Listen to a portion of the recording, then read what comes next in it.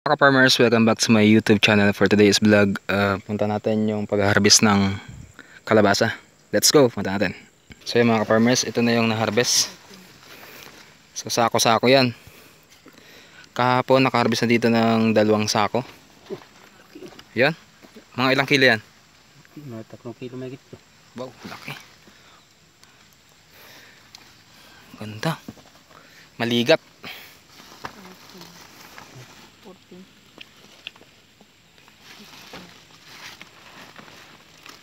6.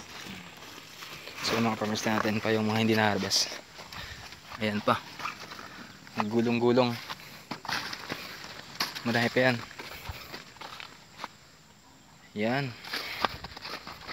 Dami. May harvestin ulit. Ito medyo papagulangin konti. Halos dikit-dikit siya. Ganda dito mga farmers. Pwede mo rin pagkakitaan ang bulaklak at mga talbos ng kalabasa. Ganitong dulo, talbos at yung mga bulaklak. Kasi yung mga bulaklak na yon, tuwing umaga mo lang siya makikita.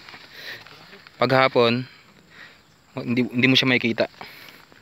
Pag magang-maga, ang daming bulaklak ng kalabasa. Yan. Ito mga farmers ay mga 300 puno na kalabasa. Ang isang sako ay ilang piraso ang laman? 20 piraso. Oh, bigat nito.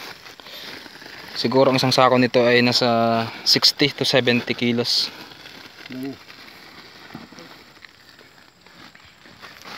Ang dami. Sako-sako pag nag-harvest.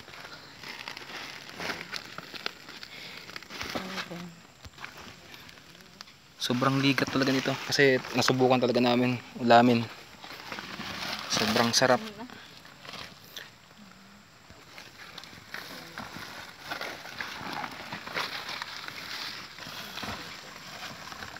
Talagang fresh na fresh yan, bagong puti.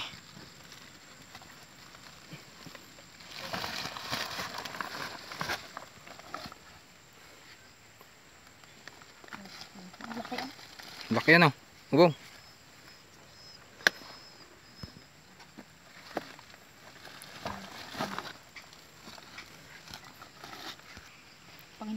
Yan mga farmers, paano malaman pag maligat? Pag hindi na nakukurot. Madilaw-dilaw na pati. Madilaw-dilaw pag maligat. Yan. Yan mga farmers, ito medyo bata pa. Yan, nakukurot pa. Pag hindi na nakukurot, ibig sabihin magulang na yon at maligat. Yan. Ganda. Dami bumunga.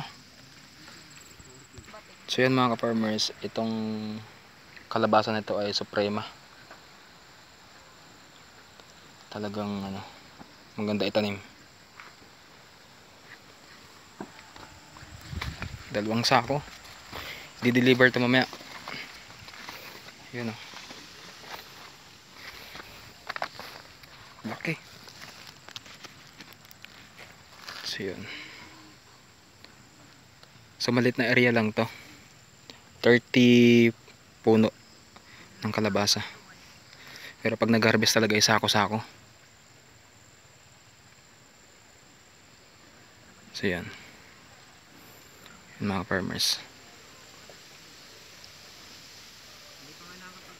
Katabi ng sibuyasan namin. Yan.